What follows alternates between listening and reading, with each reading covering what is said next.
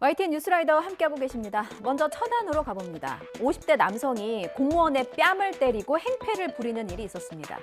폭행을 당한 공무원은 지난해 공직에 입문한 새내기 직원입니다. 동료가 위협을 당하자 보호하려고 나섰다가 이 같은 변을 당했다고 해요. 공무원이 폭언을 듣고 폭행당하는 일, 어제 오늘의 일이 아닙니다. 지난해에만 5만 건이 넘었고요. 3년 전과 비교하면 절반이 넘게 늘어난 수치입니다.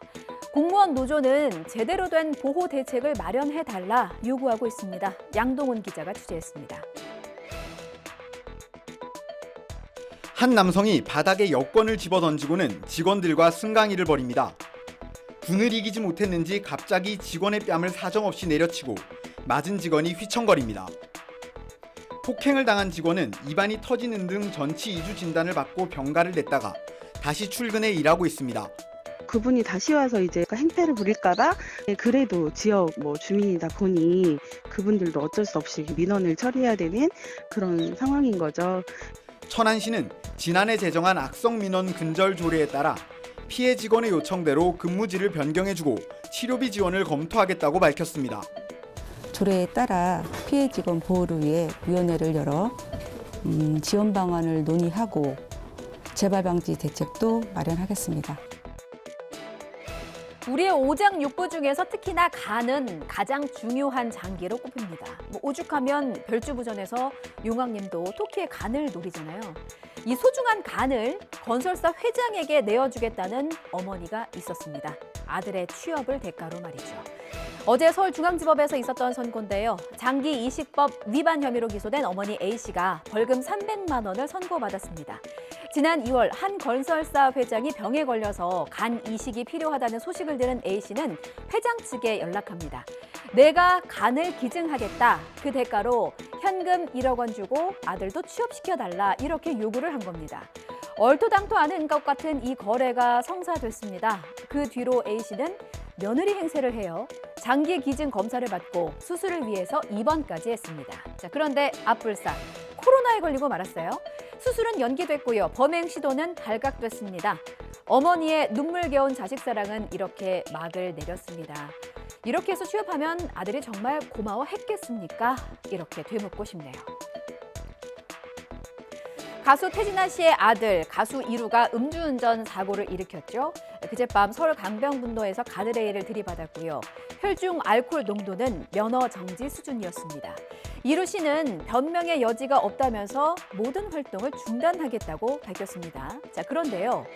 음주운전이 이게 처음이었나? 의심하게 만드는 소식도 이어졌습니다. 석 달 전에 운전자 바꿔치기에 연루됐던 사실이 뒤늦게 드러난 겁니다.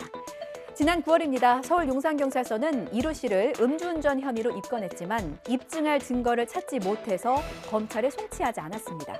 경찰은 대신 동승자 A 씨를 운전자 바꿔치기 혐의로 검찰에 넘겼습니다. A 씨는 이루가 아니라 내가 운전했다 이렇게 주장했는데요. 경찰은 이를 거짓으로 본 겁니다. 경찰은 다만 이루 씨가 운전자 바꿔치기를 직접 부탁했다는 증거를 찾지 못해서 운전자 바꿔치기를 교사한 혐의를 적용하지는 못했습니다.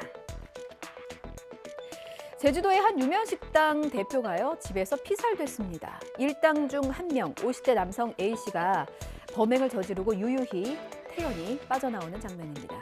집 안에서 3시간을 기다려서 범행을 저질렀다고 합니다. 가족의 신고를 받은 경찰은 이틀 만에 경남과 제주에서 일당 3명을 붙잡았습니다.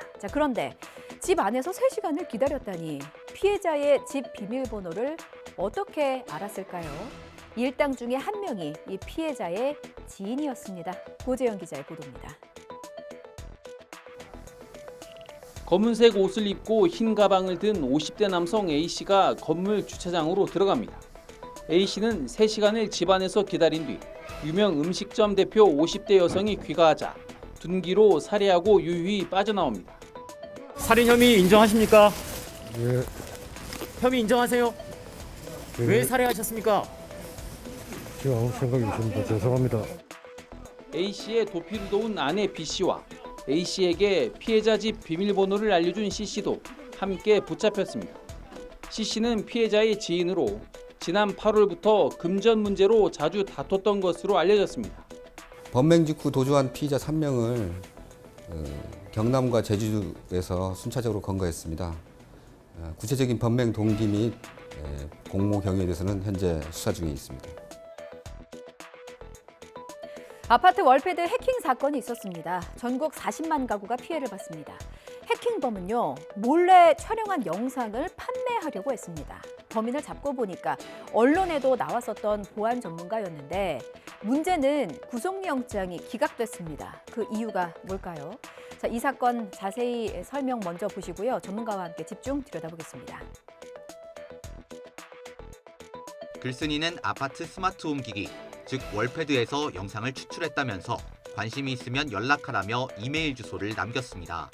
게시글 작성자인 30대 남성 A씨는 지난해 8월부터 석 달 동안 전국의 아파트 단지 638곳, 40만여 가구의 월패드를 해킹했습니다. 놀랍게도 A씨는 과거 한 언론의 보안 전문가로 등장해 월패드 해킹에 대해 직접 설명한 적도 있는 걸로 드러났습니다. 개인이 생활할 수 있는 가장 민감한 장소인 어떤 아파트 내부를 몰래 촬영해서 유출한 어떤 사건이다 보니까 사실 향후 이 관련된 어떤 대책이라든지 이런 부분에 있어서 사실 경각심을 많이 주는 사건이었습니다.